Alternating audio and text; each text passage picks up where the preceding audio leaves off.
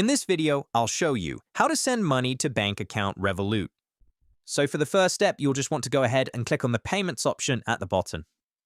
This should then open you up to this page here where you'll just want to go and click on bank account transfers.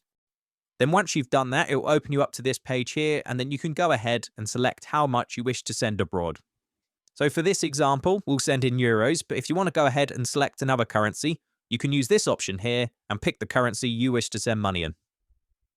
And once you've selected how much you wish to send, you can then go ahead and add your new contact pay. And then once you've done that, you can then enter the details of the bank account that you wish to send money abroad to. So obviously you've got two options, so you can either send money inside Europe or outside Europe.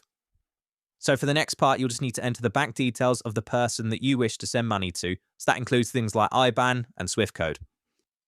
And then obviously before you send, you'll need to select the country. So you can use this drop-down menu here to select the country that you wish to send money to.